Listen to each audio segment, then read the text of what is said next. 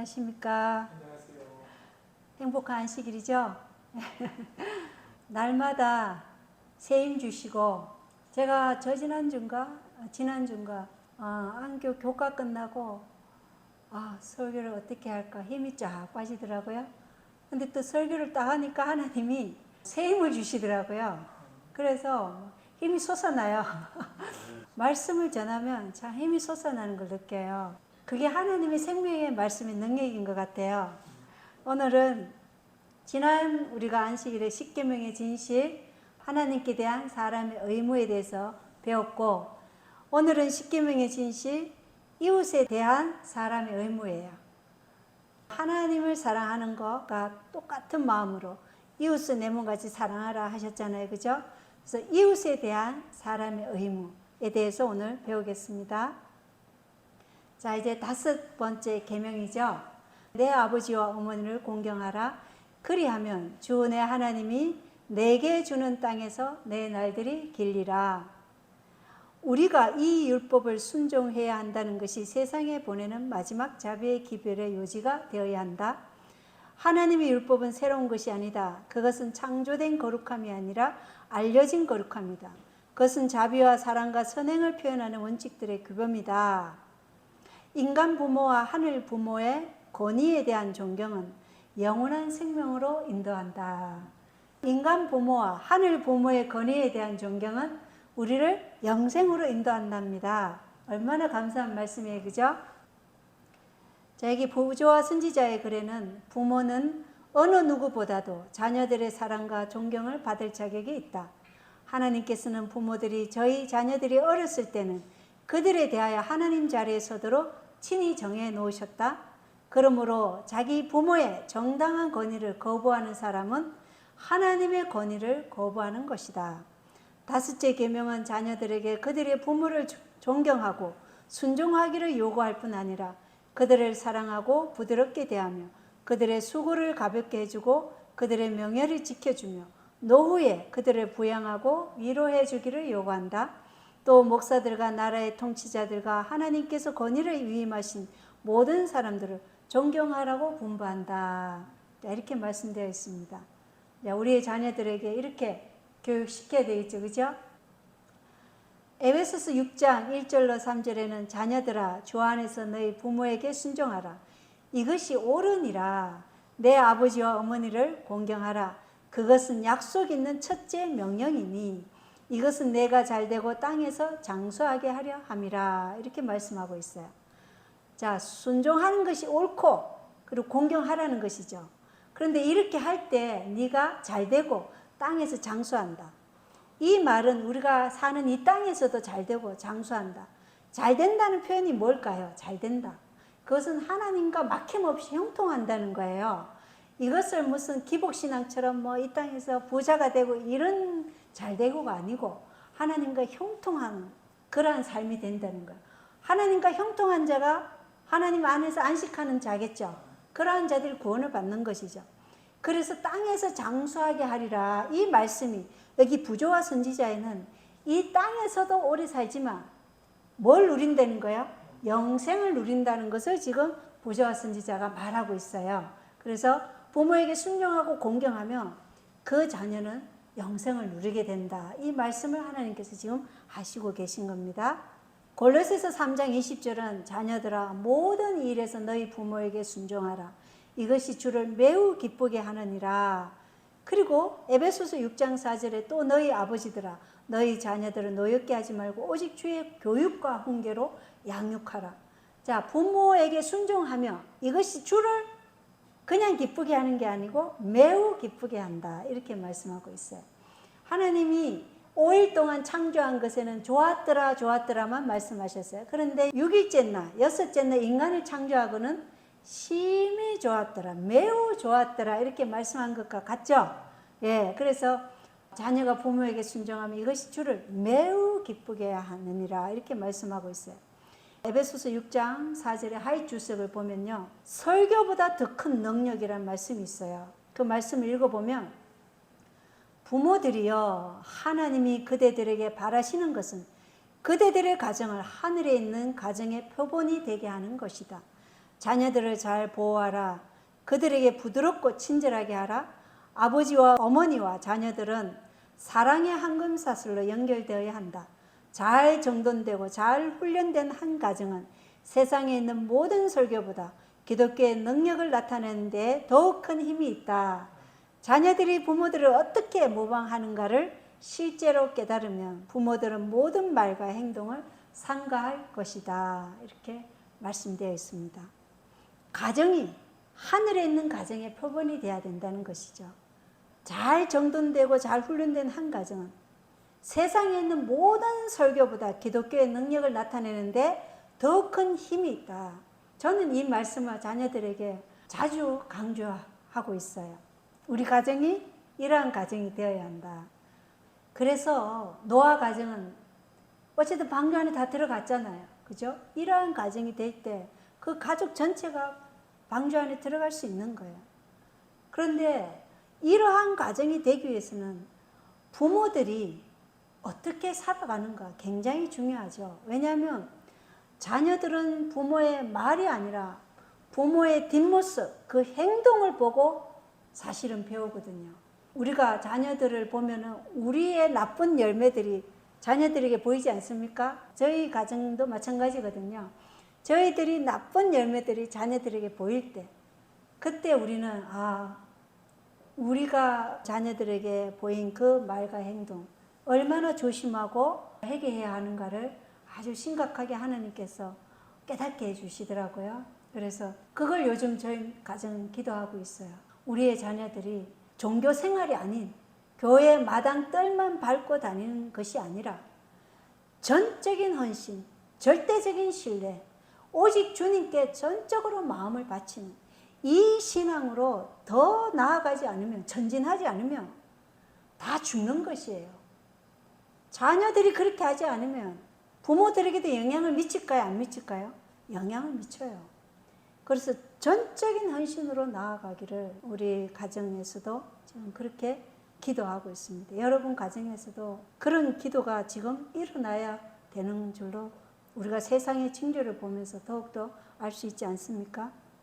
또 여기 보겠습니다. 하나님의 율법에 대한 정오심으로 사단은 십계명의 매 조항에 대한 싸움을 추진시켜 나갔다. 부모의 권위를 멸시하면 얼마 안 가서 하나님의 권위를 멸시하기에 이를 것이다. 그런 까닭에 사단은 다섯째 계명의 의무를 약화시키려고 노력하고 있다. 자, 가정에서 부모의 권위가 멸시되면 그 자녀는 하나님의 권위를 멸시하게 이른다. 그렇기 때문에 사단은 이 다섯째 계명의 의무를 약화시키려고 노력하고 있다는 것입니다. 오늘날 가정이 깨어지는 이유도 그렇죠. 자녀들이 지금 어떻게 부모에게 하고 있는가. 그러면 그 자녀의 운명이 지금 보이는 것이에요. 그래서 우리 부모들은 하나님의 대리자로 세운 거예요. 하나님께서. 그래서 어릴 때 그 하나님의 대리자로 세운 부모에게 순종하는 그러한 삶을 살도록 끊임없이 말씀으로 교훈하고 훈계해야 한다는 것을 하나님께서 말씀하고 계십니다.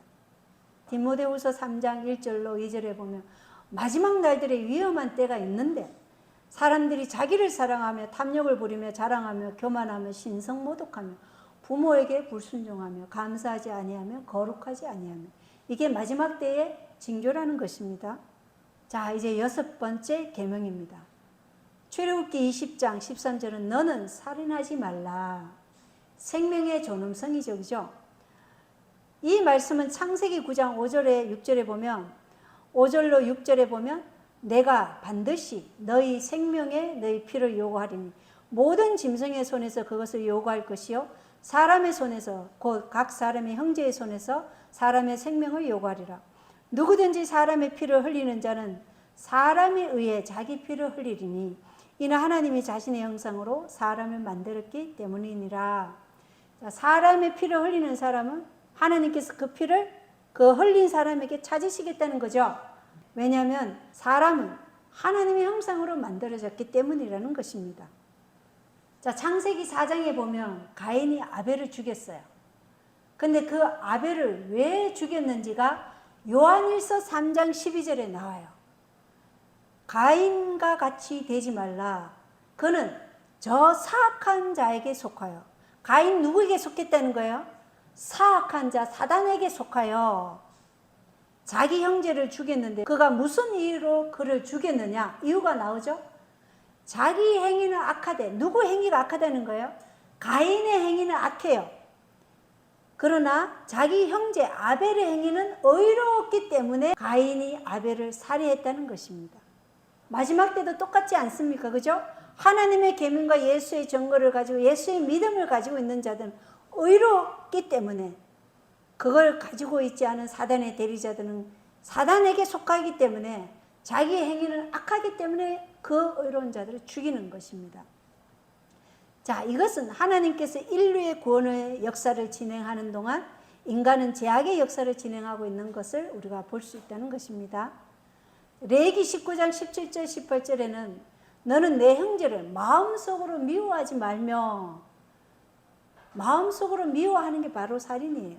그래서 마음속으로 미워하지 말며 어떤 식으로든 내 이웃을 책망하여 죄가 그에게 임하지 못하게 하라.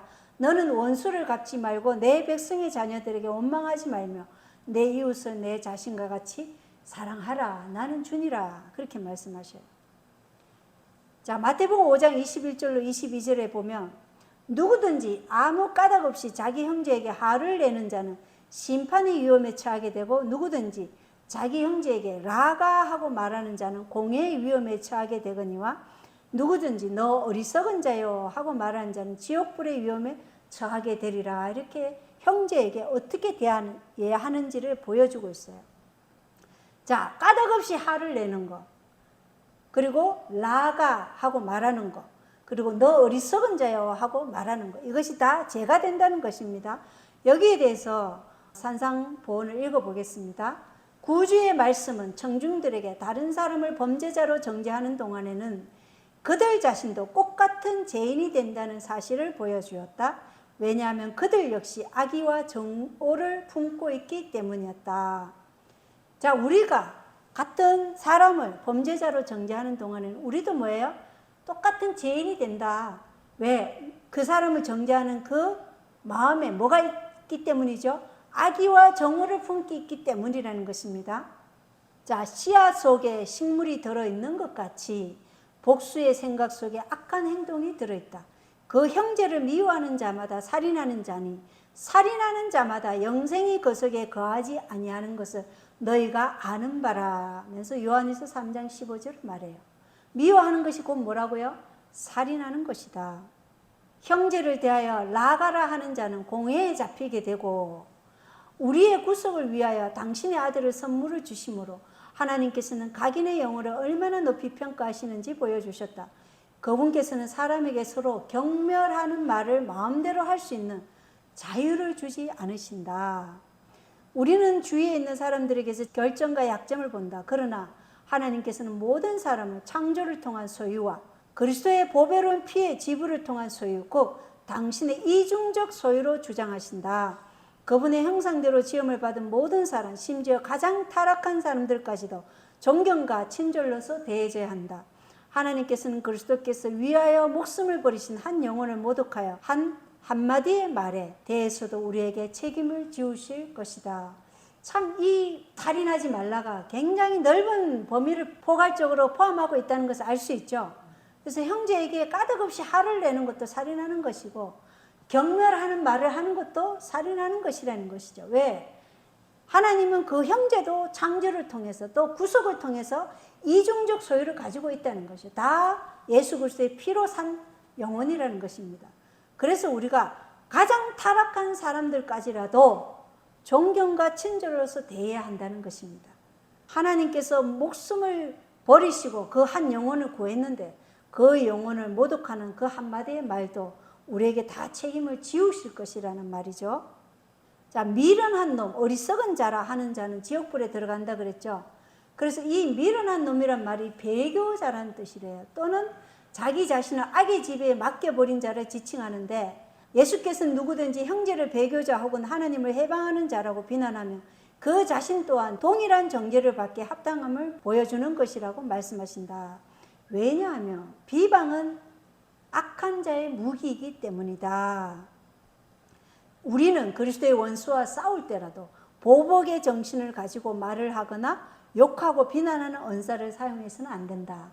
하나님의 대변자로 서는 자는 하늘의 주권자께서 사단과 싸우실 때 사용하지 않으시는 말을 쓰지 말아야 한다. 우리는 판단하고 비난하는 일을 하나님께 맡겨야 한다. 이렇게 말씀하고 있어요. 자, 우리가 그리스도의 원수와 싸울 때일지라도 보복의 정신을 가지고 말을 하거나 욕하고 비난하는 은사를 사용하면 안 된다는 것입니다. 자, 여기에 대해서 부조와 선지자는 생명을 단축시키는 모든 행위와 정오와 복수의 정신과 또 다른 사람에게 해를 끼치는 행위를 하게 하거나 우리로 그들이 해받기를 바라는 마음을 품도록 만드는 감정에 빠져드는 것, 그 형제를 미워하는 자마다 살인하는 자인 까닭에 가난한 사람들이나 고통당하는 사람들을 보고도 이기심 때문에 돌보는 일을 게을리한 행위와 모든 방종이나 불필요한 소모나 건강을 해치는 경향이 있는 가중한 노동 등 이 모든 것은 정도의 차이는 있으나 다 여섯째 계명을 범하는 것이다. 참 넓죠, 그죠? 이런 마음을 품는 것까지도 안 된다는 거예요. 감정에 빠져드는 것도. 그리고 또 모든 방종, 불필요한 소모, 이 건강을 해치는 경향까지 가중한 노동도 다 뭐예요? 살인하는 것이라는 거예요. 자, 그래서 여기 교회정은 2권에 보면 우리의 신체 법칙을 범하는 것은 참으로 십계명을 범하는 것과 같은 죄이다. 우리의 신체 법칙을 보면서 너무 하나님의 말씀을 연구할 시간도 없이 경배할 시간도 없이 그렇게 가중한 노동으로 자기 몸을 해치는 것도 십계명을 범하는 것이라고 말씀하고 있는 것입니다. 자, 사단은 처음부터 살인자였으며 인류를 지배할 권세를 얻자마자 그는 인간들로 상호간에 미워하고 죽이도록 선동했을 뿐 아니라 더 대담하게 하나님의 권위에 도전하기 위해 그는 여섯째 계명에 대한 범죄를 그들의 종교의 한 부분으로 만들었다. 자, 여섯째 계명에 대한 범죄를 그들의 종교의 한 부분으로 만들었어요. 이 교회의 민족들은 그들의 신들의 은총을 얻는데 인간 재물이 필요하다고 믿게 되었다. 끔찍하죠? 그리하여 여러 가지 형태의 우상 숭배하여서 매우 끔찍스러운 잔인한 행위들이 저질러졌다. 그 중에는 그들의 자녀들을 우상들 앞에서 불 가운데로 지나가게 하는 관습이 있었다. 만일 이러한 사람 중에 하나가 이와 같은 불 가운데서 해를 입지 않고 나오게 되면 백성은 그들의 헌물이 간합되었다고 믿었고 이와 같이 구원받은 사람은 신들에게 특별히 총애를 받았다고 생각하여 언전이 많이 주어지고 그때 이후부터 높이 존경을 받았다. 그리고 아무리 흉악한 범죄를 저질러도 그는 결코 형벌을 받지 않았다. 그러나 불을 통과하다 하상을 입은 사람은 뭐예요? 그는 신들의 분노를 받은 자라. 이래서 그는 희생제물로 바쳐졌다는 것입니다. 이것이 사단이 처음부터 살인자였다는 것을 우리에게 말하고 있다는 것입니다. 마태복음 5장 24절에 내 예물을 제단 앞에 두고 내 길로 가서 먼저 내 형제와 화해하고 그 뒤에 와서 내 예물을 드리라. 만일 예배를 드리려고 하는데 형제와 화해하지 않은 것이 있다면 예배 드리러 오기 전에 어디에 가라고요? 형제와 화해하고 오라는 것입니다. 하나님을 섬기느라고 공언하는 사람이 형제에게 잘못하거나 손해를 입힐 때는 하나님의 품성을 그 형제에게 잘못 나타내는 것이 된다. 그리고 우리와 불화한 형제에게 가서 겸손하게 우리의 죄를 고백하고 용서를 구하고 와야 된다는 것입니다. 어떤 방법으로든지 형제를 속였거나 손해를 입혔으면 보상해 주어야 한다.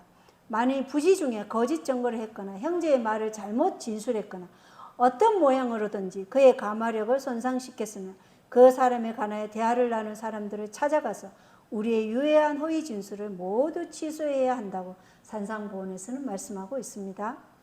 그래서 로마서 13장 9절 10절에 보면 너는 내 이웃을 내 자신과 같이 사랑하라 하신 이 말씀이 바로 사랑이 율법의 완성이라는 것입니다. 사랑은 자기 이웃에게 해를 끼치지 아니하나니 그러므로 사랑은 율법의 완성이니라. 해를 끼치는 것이 살인의 범죄에 다 들어간다는 것이죠. 자, 7번째 계명입니다. 출애굽기 20장 14절에 너는 간음하지 말라. 창세기 2장 24절에 그러므로 남자가 자기 아버지와 어머니를 떠나 자기 아내와 연합하여 그들이 한 육체가 되지니라. 이렇게 말해요. 이 한 육체는 무엇을 얘기하는가? 에베소서 5장 24절, 25, 28절, 29절에는 이렇게 말씀하고 있어요. 그러므로 교회가 그리스도께 복종하듯 아내들도 모든 일에서 자기 남편에게 복종할지니라. 또 남편들아 너희 아내 사랑하기를 그리스도께서 교회를 사랑하사 교회를 위하여 자신을 주신 것 같이 하라. 이와 같이 남자들도 마땅히 자기 아내를 자기 몸같이 사랑할지니 자기 아내를 사랑하는 자는 자기를 사랑하느니라. 자, 아내는 남편에게 복종하고 남편은 아내를 자기 몸같이 사랑해서 그를 양육하라는 것이요. 어떻게 양육하라고요? 그리스도의 신부가 되도록 양육하라는 것이 남편의 역할이라는 것입니다. 이것이 한 육체가 되는 창세기 2장 24절의 말씀을 지금 하고 있는 것이죠. 자, 마태복음 5장 27절 28절에 이 간음하는 것에 대해서 어떻게 표현하고 있냐면, 자, 누구든지 여자를 보고 그녀에게 음욕을 품는 자는 이미 마음속으로 그녀와 간음하였느니라. 그러면 우리가 간음이 우리가 육신적인 행동을 드러난 행동뿐만 아니라 마음의 음욕을 품는 것도 뭐라고 얘기하고 있는 거예요? 간음이라고 얘기하는 거예요. 그래서 예수께서는 아무리 은밀한 중이라도 절겨 악한 생각을 품을 때는 죄가 아직도 마음을 지배하고 있다는 것을 보여주는 것이라고 말씀하셨다. 불순한 장면을 상상함으로 쾌감을 느끼는 사람, 악한 생각을 품고 호색적인 표정을 짓는 사람은 드러난 죄 속에서 그것으로 인한 수치와 마음을 찢는 슬픔의 고통을 느끼며 그가 영혼 골방에 감추어둔 악의 참 특성을 보게 될 것이다. 그래서 마음에 숨겨 놓았거나 잠재해 있는 것을 나타내거나 명백히 하는 것에 불과하다는 것이죠. 이 드러난 죄가 사실은 마음에 있던 것이 드러난 것이죠. 그러면 마음의 음욕을 품는 것은 이것도 가늠한다는, 언젠가는 이게 기회가 주어지면 그것이 드러난다는 것입니다. 그래서 생각조차도 뭐예요? 생각을 지키라. 모든 악이 어디서 나오는 거예요? 생각에서 나오기 때문에 생각을 지키라. 그럼 생각을 품고 있다는 것은 바로 죄라는 것이에요. 자, 여기 부조와 선지자에 보면 이 7번째 계명, 간음하지 말라는 계명은 음란한 행위를 금할 뿐 아니라 유격적인 생각, 욕망은 물론 그것들을 자극하는 경향이 있는 어떠한 행위도 금하고 있다. 그리스도께서는 사악한 생각이나 눈길도 불법한 행위와 마찬가지로 죄가 된다고 선언하셨다. 이렇게 말씀하고 있습니다. 7째 계명의 위반도 1집부터 종교의 이름으로 행하여졌다. 가장 음탕하고 가증한 의식들이 이방인들의 예배의 일부가 되어 있었다. 인륜에 어긋나는 제약들이 성행하였고 종교적 축제는 보편적이요 공공연한 없는 행위로 특징 지어져 있었다. 일부 다처는 세상의 초기 시대부터 행해졌다. 이 제도는 홍수전 세계에 하나님의 진노를 초래한 제도 중에 하나였다. 우리가 이 성경을 보면 이교 신들의 예배에는 항상 뭐가 있었어요? 남창, 여창이 있었어요. 그것이 지금 7째 계명의 위반이 종교의 이름으로 행해졌던 것을 말하고 있어요. 종교의 이름으로 어떻게 해요? 아이들을 제물로 바치는 일이 있었다 그랬죠. 종교의 이름으로 이러한 음탕하고 가증한 의식들이 예배의 일부가 되어 있었다는 것입니다. 자, 이제 8번째 계명입니다. 출애굽기 20장 15절에 너는 도둑질하지 말라 합니다. 공사간의 범죄가 이 금령 안에 포함되어 있다. 8째 계명은 유괴와 노예 매매를 정죄하고 정복을 위한 전쟁을 금하고 있다. 이 또한 절도와 강도 행위를 정죄한다. 이 계명은 또 일상 업무의 가장 사소한 일에도 엄격한 성실을 요구한다. 이 계명은 상거래에 있어서 속이는 것을 금하는 동시에 당연히 지불해야 할 부채와 임금의 지불을 요구한다. 이 계명은 또 남의 무지와 약점과 불운을 이용하여 자신의 이익을 취하려 하는 모든 행위는 하늘책에 사기로 기록된다고 선언한다. 자, 이것도 우리가 그냥 남의 물건을 훔치는 것뿐만 아니죠, 그죠? 사람을 유괴하고 인신매매 이런 것도 마찬가지예요. 그리고 정복을 위한 전쟁도 금하고 있어요. 속이는 것을 금하는 동시에 당연히 지불해야 할 부채, 임금의 지불도 요구한다는 것이에요. 그리고 남이 모르는 것을 이용해서 자기의 이익을 취하는 것도 다 사기라고 하늘책에 기록된다는 것입니다. 자, 창세기 31장 7절에 당신들의 아버지가 나를 속여 내 품삯을 10번이나 바꾸었다. 이게 누가 얘기한 거예요? 딸 레와 라헬의 아버지인 라반이 야곱을 품삯을 10번이나 바꾸었어요. 그게 다 도둑질한 것이라고 하늘책에 기록된다는 것입니다. 호세아 12장 7절에는 상인들이 속이는 저울을 가지고 있어요. 그래서 자기가 팔 때는 작은 저울로, 자기가 살 때는 저울을 바꿔가지고 대박이라 그러면 자기가 팔 때는 한 대박이 작은 걸로 팔아요. 그리고 자기가 살 때는 대박을 큰 걸로 해서 사요. 이런 식으로 대박 자체도 그렇게 바꾼다는 거예요. 저울도 바꾸고.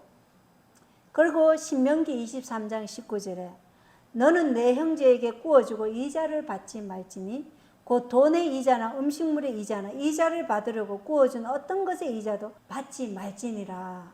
형제에게 이자를 받으려고 돈을 구워주지 말라는 거예요. 이것도 뭐예요? 다 이 범주에 속한다는 것입니다. 신명기 24장 7절에는 사람이 자기 형제 곧 이스라엘 자손 중 한 사람을 훔쳐다가 그를 상품 취급하거나 판 것이 발견되거든 그 도둑을 죽일지니라. 다 하늘책에 기록되는 거예요. 자, 출애굽기 22장에는 이렇게 도둑질 한 것에 대해서 5마리로 갚고 4마리로 갚고 배상할 것을 얘기해요. 그게 출애굽기 22장에 나오거든요. 그래서 이 로마서 13장 8절에 뭐라고 얘기하냐면 서로 사랑하는 것 외에는 누구에게든지 어떤 것도 빚지지 말라. 다른 사람을 사랑하는 자는 율법을 성취하였느니라. 이렇게 말씀하고 있어요. 우리가 도둑질을 어떤 분은 이렇게 말씀하셔요. 내가 빌린 책을 갚지 않은 것도 도둑질이다. 이렇게 얘기해요. 왜냐? 그거는 내 것이 아닌 것을 가지고 있기 때문에 도둑질이다. 고린도후서 8장 21절에 주의 눈앞에서 뿐만 아니라 사람들의 눈앞에서도 정직한 일들을 예비하노라. 그래서 우리는 항상 정직하게 해야 된다는 것입니다. 사랑으로 하는 것 외에는 그 어떤 것도 받는 것도 사실 그렇죠. 부담스럽죠. 사랑이 아닌 거. 어떤 조건을 가지고 우리에게 준다. 그거는 받지 않는 게 좋을 것 같아요. 그죠? 9번째 계명입니다. 출애굽기 20장 16절에 너는 내 이웃을 대적하여 거짓 증언하지 말라 합니다. 부조와 선지자에는 우리의 이웃을 속이려는 의도나 목적으로 어떤 문제에서든지 거짓말하는 것은 모두 이 계명에 저촉된다. 속이려는 의도가 거짓을 구성하는 것이다. 눈짓, 손짓, 얼굴 표정 등으로도 말로 하는 것과 같이 효과적으로 거짓말을 할 수 있다. 모든 고의적인 가장과 그릇되거나 가장된 인상을 전하려고 계획된 시사나 암시, 비록 사실일지라도 오해하게 만드는 방법으로 말하는 것은 거짓이다. 이 계명은 잘못 전하거나 나쁘게 추측하거나 비방이나 고자질을 함으로 이웃의 명망을 손상시키려는 모든 행위를 금지한다. 고의적으로 사실을 은폐하여 타인에게 손해를 입히는 일도 9째 계명을 범하는 것이다. 우리가 가장 부지 중에 많이 범하는 죄가 사실 9째 계명이에요. 왜냐하면 이게 시사, 암시, 눈짓, 손짓, 얼굴 표정까지도 또 잘못 전하고 나쁘게 추측하게 하고 비방이나 고자질, 이웃의 명망을 손상시키는 모든 행위를 금지하고 있어요. 이게 우리가 가장 부지 중에 가장 자주 범하는 그런 죄인 것 같아요. 자, 시대의 소망에는 이렇게 말씀하고 있습니다. 성령을 거역하는 죄에 대한 그리스도의 경고는 무익하고 악한 말에 대한 경고와 밀접한 관련을 가지고 있다. 말은 마음에 품고 있는 것의 표시이다. 마음에 가득한 것을 입으로 말함이라. 그러나 말은 품성의 표시 이상을 뜻한다. 즉 말은 품성에 영향을 끼치는 능력이 있다. 사람들은 자신의 말로 영향을 받는다. 때때로 사단의 자극을 받아 순간적인 충동으로 시기나 악한 억측의 말을 바라는데 그들은 사실은 그렇다고 믿고 있지 않은 것을 표현한다. 그러나 그 말은 사상에 영향을 끼친다. 그들은 저희가 한 말에 속아서 사단의 선동을 받아 말한 것을 진실이라고 믿게 된다. 일단 어떤 의견이나 결정을 발표한 후에는 그들은 흔히 너무 교만하여 그것을 철회하지 아니하고 자신이 옳은 것을 증명하려고 힘쓰다가 마침내 저희가 정당하다고 믿게 된다. 자, 말은 마음에 가득한 것을 입으로 말하죠. 그리고 말은 품성에 영향을 끼치는 능력이 있죠. 그리고 사람들은 자신의 말로 영향을 받아요. 그리고 그 말은 그 사람의 사상에 영향을 끼치죠. 자기가 한 말을 믿고 있지 않을지라도 나중에는 그것을 진실이라고 믿게 된다는 것이에요. 그러니까 우리가 얼마나 말을 조심해야 하는지 굉장히 중요해요. 자, 계속해서 읽겠습니다. 의심의 말을 바라거나 하늘의 빛에 의문을 품고 비판하는 것은 위험하다. 부지하고 불경스러운 비평은 품성에 영향을 끼쳐서 불경과 불신을 기르게 한다. 예수께서 당신의 말씀에 감명을 받고 그 말씀을 기쁘게 들었으나 성령께서 내재하시도록 자신을 바치지 아니하는 자들에게 경고의 말씀을 첨가하셨다. 사람의 심령이 파괴당하는 것은 한거함으로 말미암아서뿐 아니라, 이게 중요하죠. 같이 한번 읽어보겠습니다. 아니라 다음에 시작. 등한히 함에 의해서도 그렇게 된다. 자, 우리가 하나님의 말씀을 받고 기쁘게 받았어요. 그러나 성령께서 내재하시도록 자신을 바치지 아니하며, 이게 한거함으로, 한거는 저항한다는 것이죠. 그 말씀에 저항함에서 뿐만 아니라 그 말씀을 등한히 함에 의해서도 우리의 마음이 파괴당한다는 거예요. 그래서 우리가 하나님의 한 말씀도 무시하거나, 그죠? 경시하고 거절하면 우리의 마음의 심령이 파괴된다는 거예요. 네, 굉장히 중요합니다. 자, 교회정은 5권 286쪽이에요. 자기 자신의 토지에서 잡초를 뽑는 대신에 이웃의 정원을 관찰하는 일을 하는 자들은 그들 자신의 정원에 너무도 많은 잡초가 자라나서 모든 귀중한 식물이 밀려나는 것을 분명히 발견할 것이다. 자, 내 안에 있는 그러한 품성에 잘못되고 이런 것을 발견하는 대신에 누구를 본다고요? 자꾸 다른 사람에게 있는 그 정원의 잡초를 자꾸 발견한다는 거예요. 그런데 거기에 대해서 다른 사람들에게서 흠을 잡아내어 그들의 실수를 주식으로 삼고 살아온 사람들, 이 사람들은 바로 이것이 영적 기근이다, 이렇게 얘기해요. 그래서 다른 사람의 흠을 자꾸 잡아서 그것을 주식으로 삼고 있는 사람은 그 안에 뭐가 있다는 거예요? 영적으로 말씀의 기근이 있다는 것을 얘기한다, 이렇게 교회정원 5권은 말씀하고 있다는 것입니다. 자, 마태복음 18장 15절로 17절 아주 중요하죠. 또한 만일 내 형제가 내게 범법하거든 가서 너와 그만 따로 있을 때 그의 허물을 그에게 일러주라. 만일 그가 내 말을 들으면 내가 내 형제를 얻었느니라.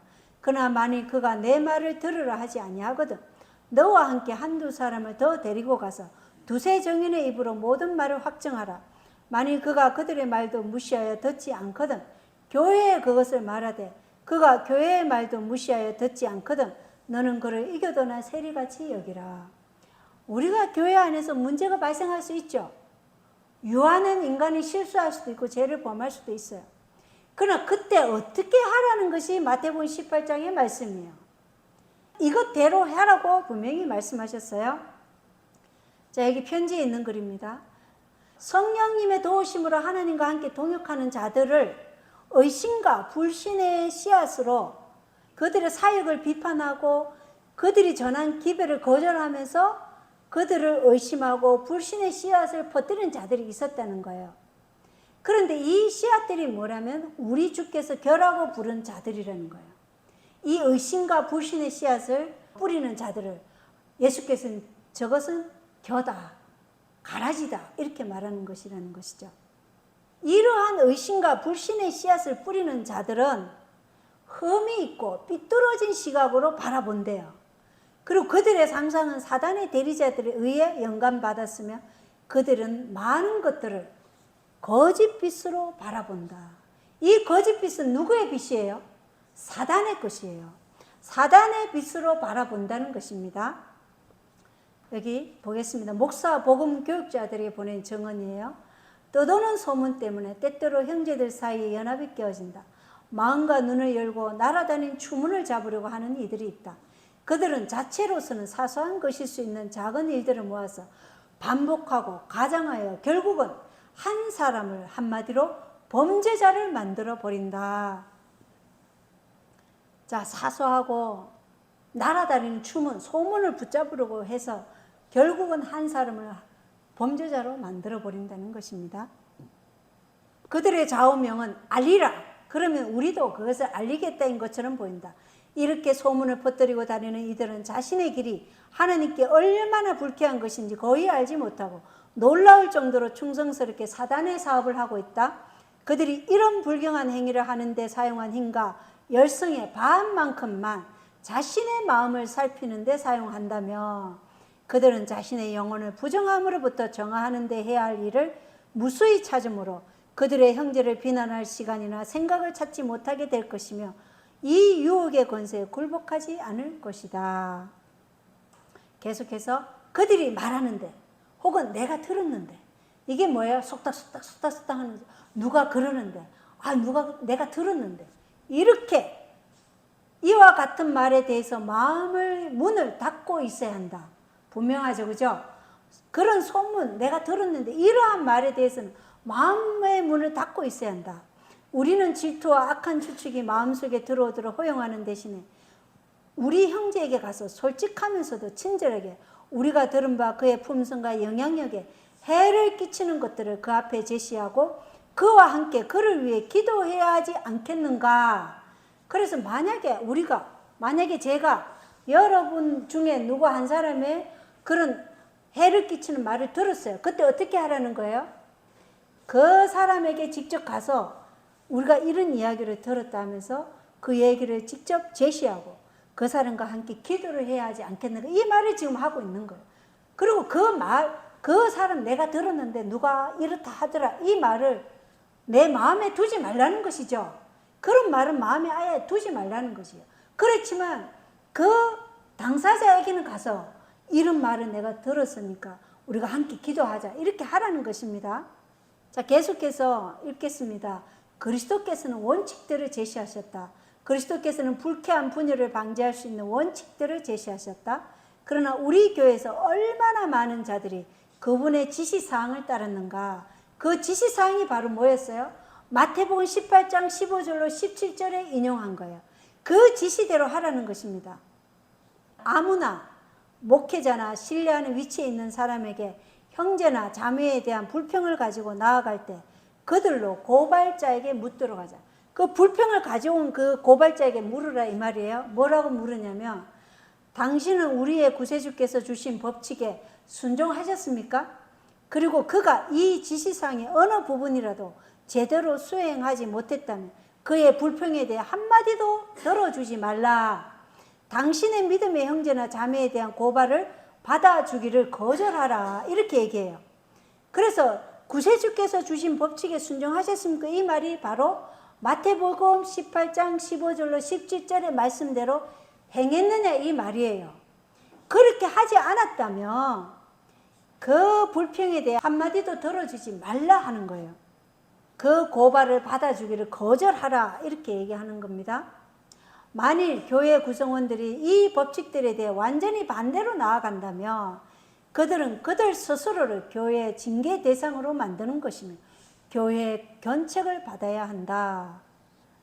마치 그리스도께서 사람들에게 형제들의 마음을 계시해 주신 것 마냥 서로의 동기를 판단하는 이러한 잔인한 비난의 정신은 조치가 취해져야 한다. 지혜와 은혜로 옳은 일을 행하는 것을 소홀히 하는 것은 교회를 약하고 비효율적이며 거의 그리스도가 없는 상태로 만들었다. 교회가 만약에 마태복음 18장 15절로 17절의 말씀의 원칙대로 하지 않으면 그 교회는 어떻게 된다고요? 그리스도가 없는 교회가 된다는 것입니다. 이것이 우리가 거짓 증거하지 마라. 이 범위에 다 속하는 거예요. 얼마나 많은 악이 여기에서부터 출발하는지 몰라요. 그리고 얼마나 무시되고 있는지 하나님의 말씀이. 그래서 정말로 많은 일들을 구제할 수 있는 일도 이러한 우리가 원칙에 서 있지 않으므로 회생 불가능한 상태까지 교회를 악하게 만드는 그런 일이 벌어진다는 것입니다. 예레미야 20장 10절에 많은 사람이 중상모략하는 것과 사방에서 두렵게 함을 내가 들었나이다. 그들이 말하기를 전하라. 우리도 그것을 전하리라 하오며 나의 친한 이들도 다 내가 그만두기를 기다리면서 말하기를 혹시라도 그가 유혹을 받게 되면 우리가 그를 이겨 그에게 우리의 원수를 갚으리라 하나이다. 자, 예레미야는 슬픔의 선지자였어요. 근데 그 슬픔의 선지자를 중상모략해요. 그죠? 거짓 증거하는 거예요. 그리고 예레미야에게 네가 전하라. 우리도 전하리라. 뭘 전해요? 그들은 예레미야를 중상모략하는 말을 그들은 전하고 있었다는 것입니다. 이 일이 지금 현 시대 교회에서도 일어나고 있다는 것이에요. 그래서 야고보서 4장 7절은 너희는 하나님께 복종하라. 마귀를 대적하라. 그리하면 그가 너희에게서 도망하리라. 하나님께서 말씀하신 대로, 구주께서 말씀하신 대로 마태복음 18장 15절로 17절에 말씀하신 대로 행하면 마귀는 도망가요. 그죠? 그러면 교회 안에 그리스도가 항상 임재하는데 그렇게 하지 않았을 때 교회는 그리스도가 없는 교회가 되고 아주 약하고 비효율적인 상태가 된다는 것이죠. 야고보서 4장 11절에 형제들아 서로 비방하지 말라. 만일 내가 율법을 판단하면 율법을 행하는 자가 아니요 판단하는 자로다. 자기 형제를 비난하는 자는 곧 무엇을 판단하는 자예요? 형제를 비난하고 판단하는 자는 율법을 비방하며 율법을 판단하는 자다. 분명하게 야고보 4장 11절에 말씀하고 있잖아요. 그죠? 그래서 우리가 참 저도 이런 죄를 많이 범하는데요.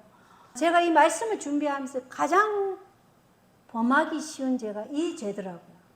그래서 우리가 중상모략하는 거, 소문에 의해서 그 사람을 그렇다고 인정해 버리는 거, 이런 것들이 하나님께 죄가 된다는 것입니다. 목사 복음교육자에 보낸 정은 사단이 민노라고 공언하는 자들을 고용해 형제를 비난하게 만들 수 있다면 그는 심히 기뻐한다. 왜냐하면 그렇게 하는 자들은 무지하게 그런 행동을 했을 수도 있으나 유다가 그리스도를 배반했을 때처럼 참으로 그에게 복종하게 되는 것이기 때문이다. 사단은 그리스도 당시 때만큼 활발히 활동하며 그의 일을 하도록 자신을 내어준 자들은 그의 정신을 드러낼 것이다. 자, 우리가 형제를 비난하며 유다가 그리스도를 배반했을 때처럼 사단에게 복종하는 거예요. 사단의 정신을 나타낸다는 것입니다. 초기 문집입니다. 그런데 그들 중에 다수가 사소한 시험에 마음을 빼앗기고 있다. 그 천사는 계속해서 말했다. 악한 천사의 군대가 그대들을 함정에 사로잡아 놓기 위하여 그대들 주위를 무시무시한 암흑으로 두려워 하고 있다. 그대들은 그대들의 마음이 이 마지막 시대를 위한 준비와 그것에 수반되는 매우 중대한 진리를 쉽게 떠나도록 내버려 두고 있다. 그리고 그대들은 사소한 시련들을 해결하는 일에 너무도 급급하고 있다. 편을 나누어 몇 시간이고 질질 끌며 이야기하는 것은 그들 자신에게 시간 낭비일 뿐만 아니라 그들 양편이 다 하나님의 은혜로 마음이 부드러워져 있지 않는 한 하나님의 종들도 그들의 말을 다 들어야 하기 때문에 시간을 빼앗기게 된다. 만일 교만과 이기심만 버린다면 대부분의 문제는 몇 분 내에 해결될 수 있다? 5분 내에 해결될 수 있다. 그래서 교회의 문제에 교만과 이기심이 문제예요. 그죠? 이것만 버리면 5분 내에 모든 문제는 해결된다는 것입니다. 우리 마음 안에 교만, 이기심, 이 사탄의 정신을 버린다면 교회의 대부분의 문제들은 5분 내에 해결된다. 이게 초기 문집에 나와 있는 말씀이에요.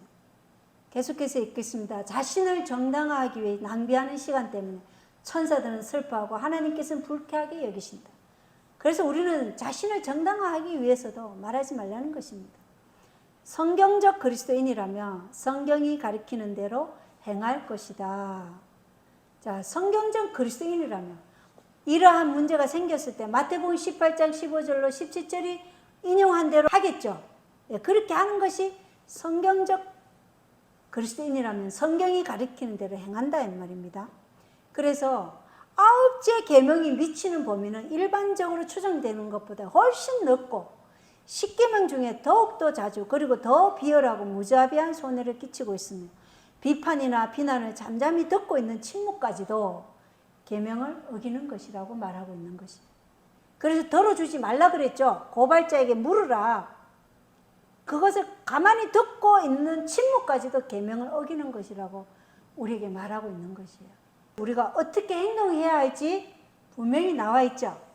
그런데 이런 말 하기가 쉬운가요? 어려운가요? 참 어렵죠. 제가 전화를 딱 받았는데 그런 이야기를 만약 해요.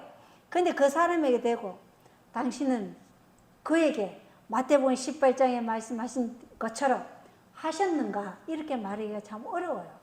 그러나 하나님께서는 그 어려운 일을 우리에게 자아를 부인하고 주님께서 가르치신 대로 하라고 말씀하고 있는 것이에요. 그게 우리가 자아를 부인하고 말씀에 순종하는 것이겠죠. 우리의 성정으로는 하기 껄끄러운 일이지만 하나님께서 명령하셨기에 하는 것이에요. 이것이 믿음으로 나아가는 길이고 믿음을 활용하는 것이에요. 그렇겠죠?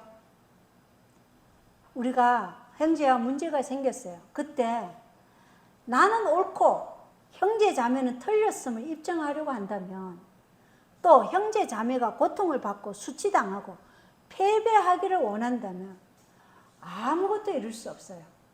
그러나 우리가 화해를 위한 것이라면 5분이면 충분하다는 것입니다. 느헤미야처럼 우리에게는 이 마지막 시대에 해야 할 사명이 있어요. 그죠?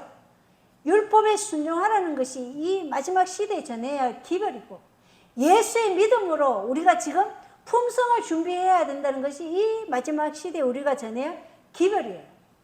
그런데 우리가 나는 옳고 형제자매는 틀렸다 이러한 시비를 가지고 계속해서 살아간다면 우리의 품성의 발전이 있을까요? 없어요. 그래서 우리는 이러한 것에 시간을 허비하지 말라는 것이에요. 또 형제가 나에게 잘못했다고 해서 그것을 계속 마음에 품고 그것을 계속 키우지 말라고 말씀하셔요. 그것을 키우는 것은 우리의 품성을 난도질하는 것이기 때문에 빨리 그런 것을 떨쳐버리고 형제와 문제가 생겼을 때 직접 형제하고 화해하라.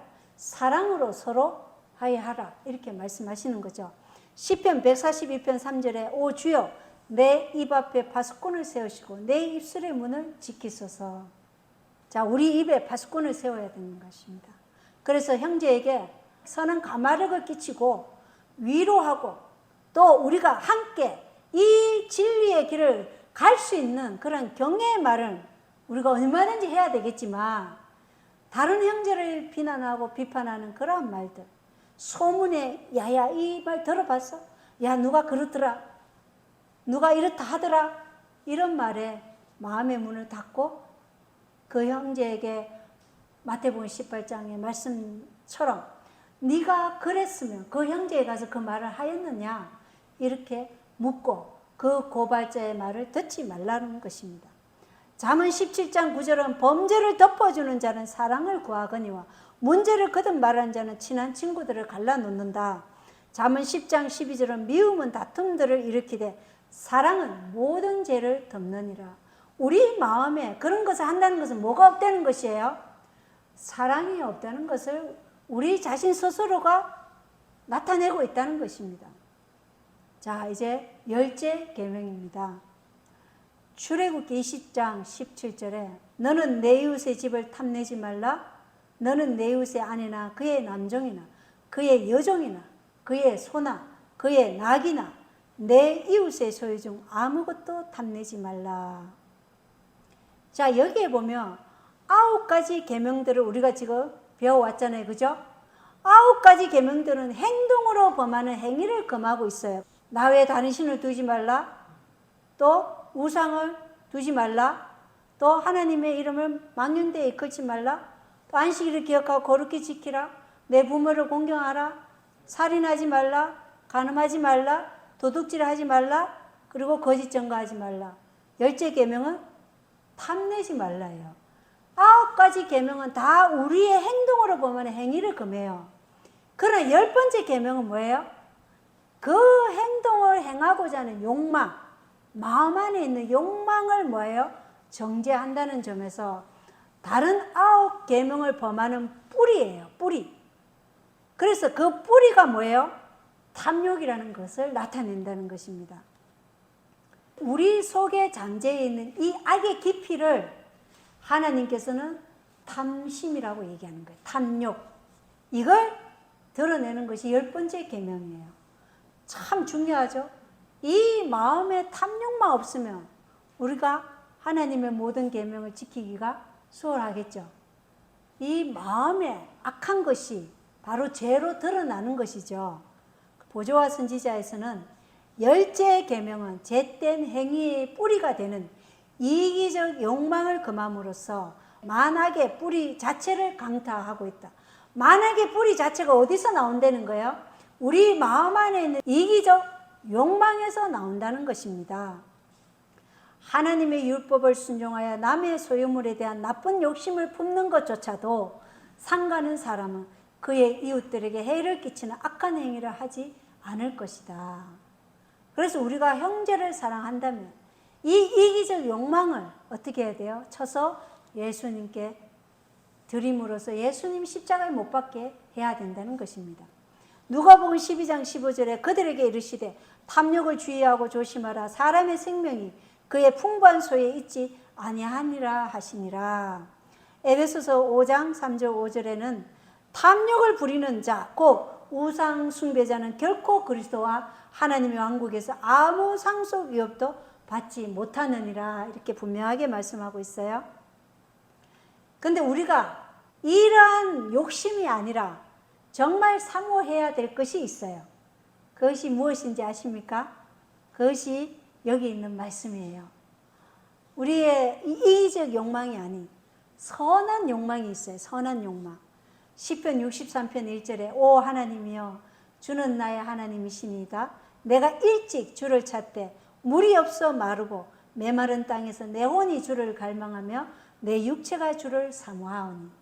이런 선한 욕망은 갈망하고 사모해야 된다고 하나님께서는 말씀하셔요. 자, 베드로전서 2장 2절은 새로 태어난 아기들로서 말씀의 순수한 젖을 사모하라. 이 저저로 말미암아 성장하게 하려 함이라. 그래서 우리가 말씀을 사모하며 이 말씀으로 우리가 그리스도의 장성한 분량까지 성장한다고 말씀하세요. 고린도전서 12장 31절은 오직 가장 좋은 선물들을 간절히 사모하라 이렇게 얘기해요. 고린도전서 12장에 보면 하나님이 사람들에게 주는 그 달란트가 있죠. 은사들. 그게 뭐예요? 어떤 사람은 교사의 은사, 어떤 사람은 목사의 은사, 어떤 사람은 복음을 전도하는 전도자의 은사, 어떤 사람은 믿음의 은사, 어떤 사람은 병은 고치는 은사, 어떤 사람은 잘 보살피는 은사, 어떤 사람은 뭐가 있겠어요? 음식 잘하는 것도, 그죠? 제가 요즘 요리를 많이 배워요. 우리 교회 그 사모님이죠. 서숙경 사모님이 캘리포니아 건강밥상이라는 그 유튜브 많이 배우거든요. 그래서 우리 교회에 요리를 해야 되니까 그 이제 배우면서 제가 필요에 의해서 하나님께서 배우게 하셨어요. 배우면서 아, 이분이 정말 그런 요리를 통해서 하나님을 전하는 달란트가 있더라고요. 그래서 참 좋은 달란트를 가지고 계시는구나 이렇게 참 배우면서도 감사하더라고요. 이러한 것들은 사모하라는 거예요. 그거는 우리의 선한 마음에서 일어나는 것이죠. 그것은 하나님께서 우리에게 그 마음을 주셨기 때문에 사모하게 되는 것이에요. 자, 시편 119편 174절에 오 주여 내가 주의 구원을 사모하였사오니. 그래서 우리는 주께서 나를 구원하시는 그것을 사모하라는 겁니다. 그리고 히브리서 11장 16절에는 그들이 이제는 더 좋은 본향을 사모하니 그 하늘의 본향이라. 우리의 이기적 욕망의 어떤 탐욕은 우리가 어떻게 해요? 상가해야 되지만 하나님께서 우리에게 주시는 이 선한 그런 욕망, 더 좋은 본향을 사모하며 하늘 본향에 들어가는 이것을 사모하는 것은 우리가 계속해서 배양해야 되겠죠. 그런 사람이 하늘에 가지 않겠어요? 이러한 마음이 없는 사람이 하늘에 가겠습니까? 이러한 마음이 있는 사람들이 하늘에 가는 거예요. 우리 모두가, 저는 이 말씀을 어떻게, 말씀을 준비하면서 제가 더 은혜 받아요. 정말 하나님 어떻게 이런 말씀들을 이렇게 성경 속에 진주를 이렇게 곳곳마다 이렇게 박아놨지? 진주를 정말 곳곳마다 이렇게 진짜 훈계 위에 훈계, 줄 위에 줄이, 진짜 요거에도 조금 저기에도 조금 이렇게 시편에도 있고 신약에도 있고 다 있어요. 곳곳에서 우리가 성경을 연구할 때마다 하나님은 이러한 귀한 보물들을 우리가 보고 발견하고 기쁨을 누리라고 이렇게 해두셨어요. 너무 감사해요. 감사하지 않습니까? 아멘. 예. 아멘이 나와야 되죠. 자, 끝으로 우리가 이 십계명에 대해서 꼭 봐야 할 것이 있습니다. 왼쪽은 출애굽기 20장에서 하나님께서 말씀하신 십계명이에요. 그리고 오른쪽에는 가톨릭 교회가 만든 십계명이에요. 자, 이렇게 출애굽기 20장 1절로 4절까지 있는 십계명이 있고 가톨릭이 만든 십계명이 있어요. 근데 가톨릭은 뭐예요? 두 번째 계명을 어떻게 했어요? 삭제했죠. 그리고는 세 번째 계명인 주 내 하나님의 이름을 헛되이 취하지 말라, 이것을 어떻게 해요? 두 번째로 옮겼어요. 두 번째 계명을 없애고 세 번째 계명을 두 번째로 가져왔어요. 그러니까 어떻게 해요? 네 번째 계명을 세 번째로 가져오는데 네 번째 계명은 일곱째 날을 안식이라 그러잖아요. 그런데 어떻게 해요? 주일을 거룩하게 지키라 이렇게 변개시켰어요. 그리고 두 번째 계명을 삭제했기 때문에 계속해서 하나씩 앞당겨지죠. 다섯 번째 계명이 몇 번째로 왔어요? 네 번째 계명으로 왔어요. 그리고 그냥 부모에게 효도하라 이렇게만 되어 있습니다. 자, 그 다음에 다섯 번째 계명이, 우리는 다섯 번째 계명인데 그들은 여섯 번째 계명을 어떻게 해요? 다섯 번째 계명으로 가져왔어요. 사람을 죽이지 말라. 그 다음에 일곱 번째 계명, 너는 간음하지 말라를 여섯 번째로 가져왔죠. 그리고 여덟 번째, 너는 도둑질 하지 말라를 일곱 번째로 가져갔어요. 하나씩 다 땡겨지죠. 둘째가 삭제되었기 때문에. 자, 아홉 번째 계명을 여덟 번째로 가져왔어요. 그리고 열 번째 계명을 아홉 번째와 열 번째로 나누었어요. 그리고는 아홉 번째를 남의 아내를 탐내지 말라 이렇게 했어요. 그러나 실제로 출애굽기 20장에 보면 열 번째 계명에 너는 내 이웃의 집을 탐내지 말라가 먼저죠. 그런데 순서를 어떻게 해요? 바꿔버렸어요. 그래서 원래는 내 이웃의 집을 탐내지 말라, 남의 재물을 탐내지 말라가 아홉 번째로 와야 되는데 지금 그것을 열 번째 두고 그 뒤에 있는 내 이웃의 아내나 그의 남종이나 그의 여종이나 그의 소나 그의 낙이나 내 이웃의 소유종 아무것도 탐내지 말라 한 이 남의 아내를 탐내지 말라, 이게 지금 아홉 번째로 온 거예요. 순서도 바꾼 거예요. 이걸 우리가 사단이 하나님의 이 율법을 얼마나 미워하는지 알 수 있죠. 사단의 대리자가 누구예요? 적 그리스도의 교환권이죠. 교환권을 통해서 사단은 지금 이렇게 하나님의 십계명을 지금 변개하고 순서까지도 바꾸고 이렇게 했다는 것을 알 수 있습니다. 우리가 십계명의 진실을 1부, 2부로 나누어서 하나님께 대한 사람의 의무와 또 사람이 그의 동료에 대한 의무를 우리가 배워봤습니다. 저도 이번에 이 말씀을 준비하면서 이 율법에 있어서 한 부분이라도 내가 범하지 않은 죄가 있느냐? 있어요? 여러분은? 범하지 않은 죄가 있어요? 웃고 있는데 한 부분도 없더라고요. 다 범했어요. 하나님의 율법에 대해서. 한 가지도 내가 나는 하나님 여기에 대해서는 나는 순결해요 이렇게 말할 부분이 하나도 없었어요. 왜냐? 하나님은 그 마음의 중심을 보시기 때문에 그래요. 그래서 우리는 우리 힘으로는 절대로 이 율법을 순종할 수 없어요. 오직 율법을 온전히 믿음으로 온전히 순종하신 그 예수 그리스도의 의를 받아들임으로 그 예수님이 우리 안에서 역사하심으로만이, 그래서 우리는 자아를 예수님께 드려야 돼요. 그러면 예수님은 우리 안에서 말씀이 그 역사를 이루시도록 우리에게 의를 행하시는 분이 것이거든요. 그것을 우리가 지금 훈련해야 된다는 것입니다. 이 말씀이 정말 우리를 더욱더 하나님의 형상으로 꼴지어 주시도록 우리가 본향을 사모하고 주를 사모하고 주의 형상을 담기를 간절히 사모하는 그러한 선한 욕망을 가진 하나님의 백성으로 꼴지어 주시도록 하나님께서 역사하시길 바라며 우리 모든 성도님들과 함께 우리도 다 같이 이걸 위해서 기도하는 그러한 성도들이 되었으면 좋겠습니다. 이상으로 마치겠습니다. 감사합니다.